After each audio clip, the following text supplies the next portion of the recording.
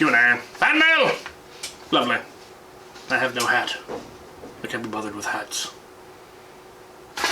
What's going on? Well, no big events coming up particularly soon. My next big travel will be my trip to Europe in September. And then I will hopefully be attending some events in October. Still waiting on final details before I announce those, but should be some stuff in October. We'll see.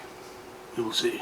Let's have some questions. We got some good questions today. Big Picture asks, which semi-auto blaster from Nerf has the smoothest feeling trigger pull? I agree with Windlepoons. The Hailfire has, in my opinion, I don't know if smoothest is the right word. It certainly has the snappiest, because there's gears involved, and it's just a fun, lovely trigger pull. I've always wanted to build it into something just because of how fun. Yeah. PJ Larry Bob. If you want to create a way to control FPS in a flywheeler, would you use a potentiometer or a PWM, and how would you wire that? I use a PWM. If I'm using brushed motors, it's just the simplest. And where you wire it depends on the nature of the blaster. So if it's a semi-automatic blaster like a Strife, you can literally wire it straight from the battery into the potentiometer and then wire the Strife as normal, or into the PWM, which will, and then you can adjust the voltage that's coming through the system. If you're doing a full auto, then you need to wire it somewhere else so that your pusher isn't also affected, assuming you don't want your rate of fire to reduce proportionally to your FPS. Maybe you do. Who knows? But ultimately, you just need to have the PWM between the battery and the flywheels, if that's what you're trying to, well, you said you're trying to control the FPS, so, yeah. If I'm doing a brushed system, I would use a potentiometer, because that's what you can then, you know, use that to set the voltage for, or rather use that to set the control, the speed control for your brushless motors. I don't know exactly how it works. I know there's math involved and ratios and stuff like that. But it's fairly simple once you know how to do it. It's just a matter of putting in the code and then wiring the potentiometer correctly. Colin Vanneman. Have you ever heard of or played Star Wars Empire at War? I have heard of it. I may have played it once, I think. Vaguely. It's, if I understand, it's very Age of Empire-esque, kind of a top-down strategy.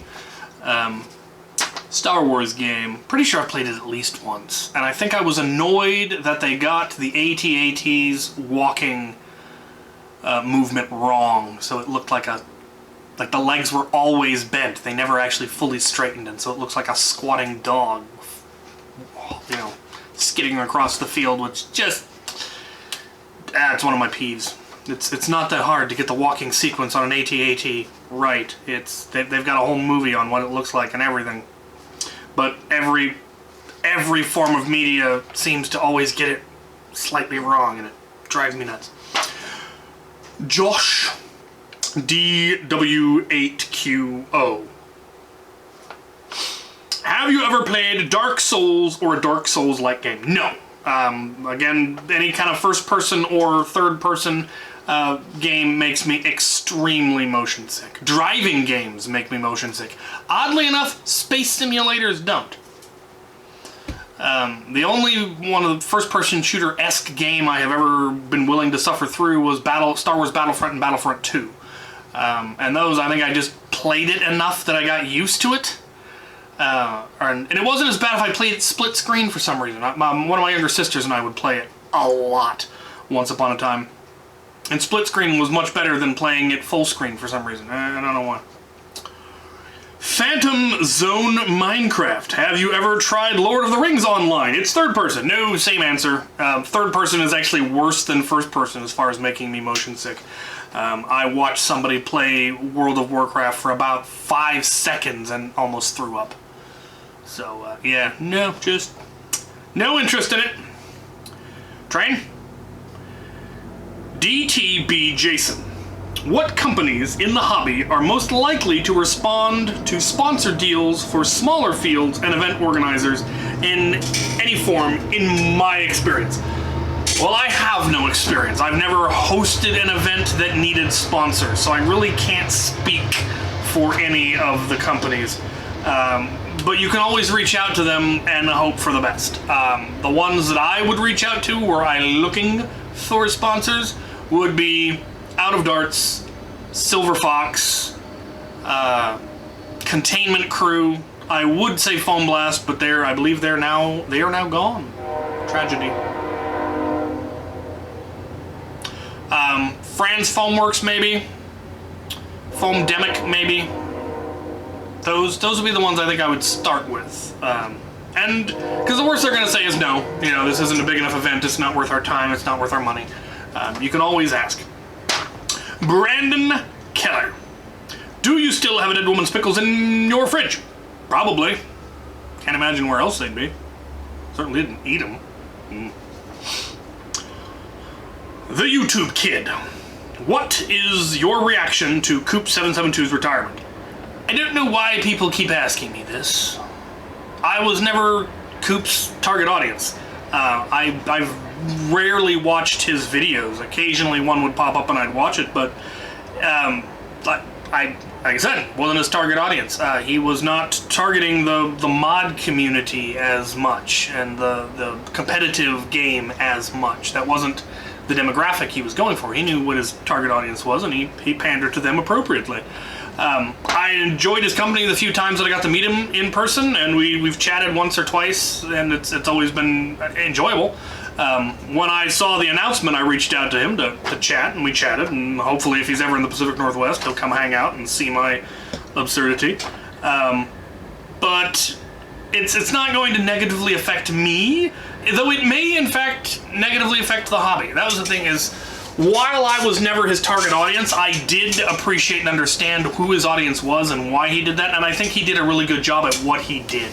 His reviews were very well thought out, were very well filmed, well done. They were very neutral. They didn't get too much into, too much hype or bashing on this or bashing on that. If he didn't like a blaster, he explained, well, here's what I didn't like about it, but if this is your playstyle, then this might be for you. He did a really good, well-balanced reviews, and I appreciated that. And then his silly stuff was silly stuff for getting the views, because that's how you make your money on YouTube. So I think he did a lot of good for the hobby. And by the hobby, obviously the broad Nerf thing. It got people interested. It got people thinking about it. He every once in a while there were little bits where he kind of alluded to our side of the hobby, because we're a small subset, relatively speaking.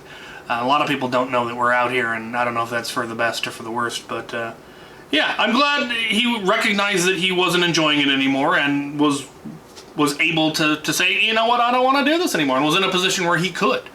That's hard to do. Once you get into a rut, it can get hard to get out, and if you don't have the ability to do so, you can be trapped, and then you just get miserable, and his content would have gone downhill if he wasn't enjoying making it anymore. That's why I've quit doing some of the series that I used to do, is I just wasn't enjoying it anymore, and so I quit doing it, or I changed it, or I moved on. So as I said, I've met him. I don't know that either of us would use the word friends, but definitely pleasant acquaintances. So I do hope I get to see him again someday. I hope he flourishes at whatever he moves on to. And yeah, there's an awful lot to say about not having anything to say. James Walker. Have you ever come across a handle replacement for the Magnus Post Master Key mod? No. I mean, if you didn't keep the handle when you cut it off, I don't know of anyone who's designed like a 3D printed one that could be put on there. Obviously, if you still have the handle, you could splint it or graft it or something. You could make something out of wood. You could make something out of plastic. You could make something using molding epoxy, or I mean, there's ways to do it, but I don't know of like a 3D printed. Oh, you just put this in and clamshell it on. I can't imagine there's been much call for that. But I mean, if you don't have another Magnus and you want your Magnus to work again, yeah, now you're probably gonna have to fabricate one the hard way. Go to a hardware store, get some bar stock, and make a grip out of it. It wouldn't be that difficult. I mean, if you have the tools to work metal, of course. Christopher Goodrow. Is modifying a Nailbiter to be able to remove the clip viable in PvP? And it depends on how you define viable. I mean, the Nailbiter is not exactly the powerhouse of a blaster to begin with. It does have the advantage of being able to be used one-handed and having a relatively high capacity for that. It's of the various blasters that have that feature, it's definitely, in my opinion, the most viable. And it's not particularly hard, I don't think, to be able to make the magazine come out. And then if you mentioned 3D printed replacements, then yeah. Yeah, I think so. Especially if you're, not in a particularly high competitive game. You're not going up against Caliburns and Talon Claws and whatever. Oh, hello. We are being visited by Swamp Cat. Say hello to the people at YouTube. She doesn't know you exist. So yeah, I say go for it. Give it a try. If it doesn't work out, we'll switch to something else. And finally, Django Rum Runner. For Mega XL, do you prefer a Chrono-style blaster where the round goes into the barrel, or a Pilot-style blaster where the round goes into an exposed barrel? Also, which one tends to be more consistent FPS and accuracy in my experience? I have not used the post-style one nearly enough to know. I really like my Chronos. And I think, no, I never got around to printing the post to be able to put it in my Meeker 28. I should print another Meeker 28 and make one with a Mega XL post instead of a Demolisher post. I would probably lean towards the barrel just because there's been a lot of issues with Mega XL rupturing, just because we're trying to put too much power behind them. But I don't know if that's more likely to happen with the barrel than the post. So, I mean, I've seen Demolisher rockets, well, the cheap knockoff ones, rupture from posts. So I know it's possible, but I don't know if it's more common. Yeah, that's an interesting question. It's an interesting question. I'm a fan of Mega XL. I don't use it nearly as much as I should. I have some plans. Oh-ho! Oh, missed. Missed completely. Alright. I have 2 Pecage. Well, I guess this counts as a Pecage. So 3 Pecage from all over the world. And we're going to open them after these messages. Some of this stuff isn't free, I mean, I can send a lot of stuff, but I do have to buy stuff. Anyway. Oh, ha! Let's open some loot. Open this first. Hopefully whatever's in there is not being sliced. Come on. Oh, ho. Oh, madam. Hello there. Hello. What can I do for you? Hello. I am filming, madam. You are adorable. Yes, you are. I've been sent a sticker, I think, and a note. Hi there, Captain Xavier. We are NBH Blasters from Canada and wanted to send one of our stickers for your workbench. We would love to add one of yours to our bench, if you don't mind. I don't actually have stickers. I should get stickers. I need more merch. I definitely need stickers. Al the Geek keeps pointing me towards Sticker Mule, and one of these days I'll actually do it. Keep flinging foam! Noah at NBH Blasters. Mailing address on the rear. Cool. Well, as soon as I get stickers, I will send you a sticker. Madam, I'm being accosted. I'm being assaulted. Madam.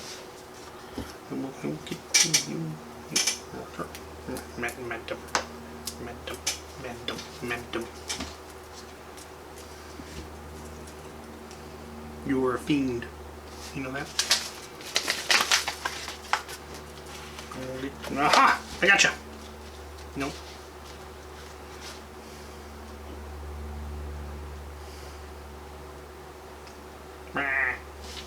You are going to roll over and fall off the bench, and it's going to be tragic. Alright. I will attempt to open the next package whilst being accosted by a vicious puma. Yes, you are vicious. Yes, you are. Yes, you are.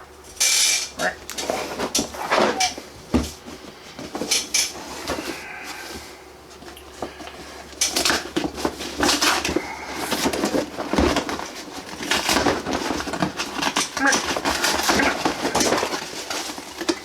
I have been sent a thing. Oh, that is cool. Oh, super cool.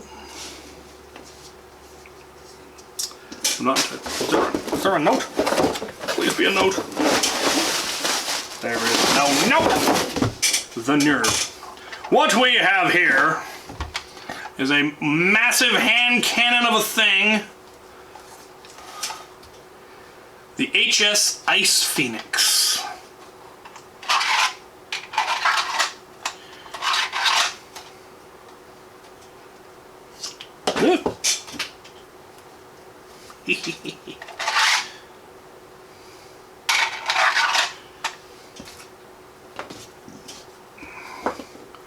I really don't have any idea what's going on here.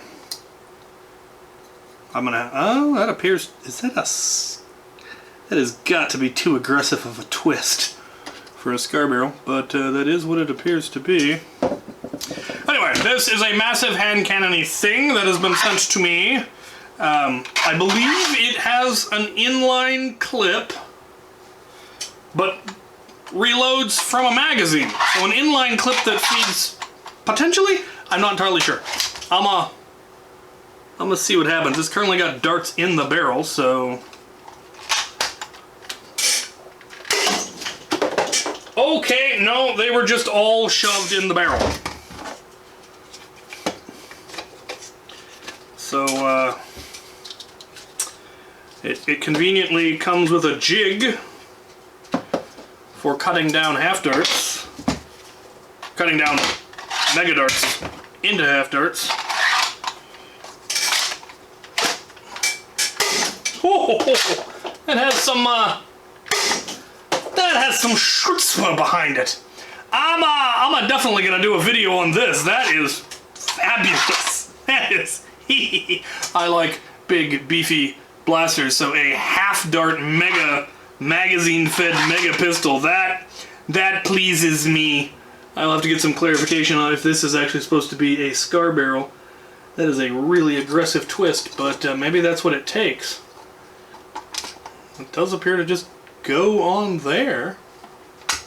I have questions. There will be a video on this with plinking and explanations, and oh, I like it. I like it.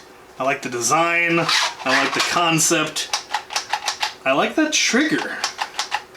That's pretty cool. So stay tuned for a video on the HS Ice Phoenix. Oh yeah. Yeah. Someone sent me 2 mags. Ain't that thoughtful? And the jig. The jig is really cool.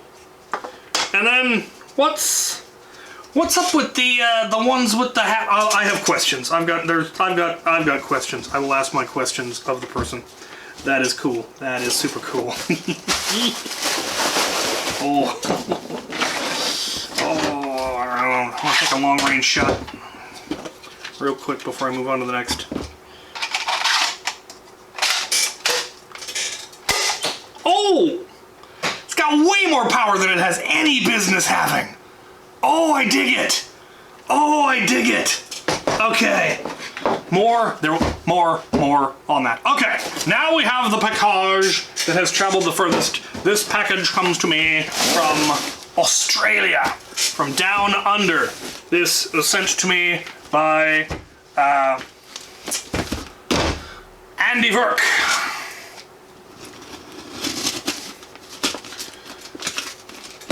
And it's going to take some getting into, apparently.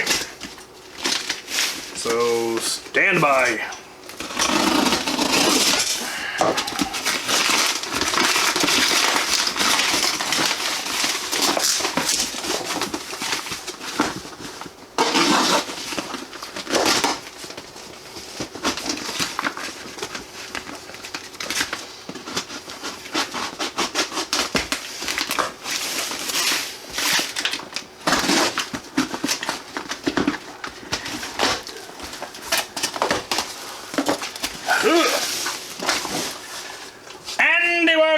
Nerf mods in the styrofoam.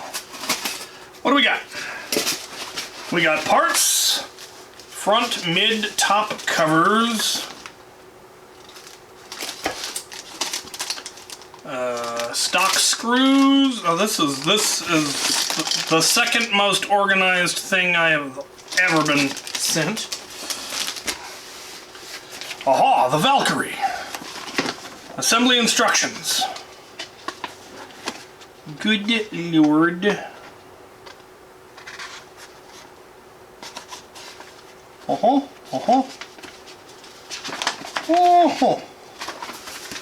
They sent a manual. Ain't that thoughtful?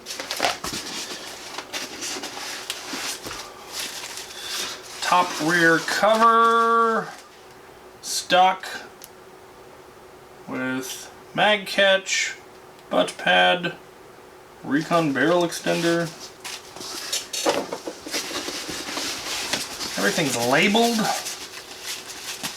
Is that metal? There feels like there's metal in there. Sorry, ran out of sticky tape. Assembled pistol grip. Cool. Hurrah! The body. Excellent. Mag, Picatinny rail. Alright, I think that's it. It has been amazingly well packed, well labeled, well organized. Not a whole lot of screws, so that's nice. And they're all bagged up and labeled. What is this? Body fill. Cool. Well, that's going to be a fun video to build and then do a thing on, and then of course that video. I also have a review that I'm very overdue on doing, another that I'm getting overdue on doing, and there's more stuff in the mail apparently. Some cool stuff's coming my way. So I will get those videos out as soon as I can. I also have things that I want to build. I finally have all the tools and technologies, knowledge I need to build some projects I've been wanting to do forever. Now I just need the time and motivation. Anyway, I might just go ahead and film this video because I don't have anything else to do at the moment. So, thank you for watching.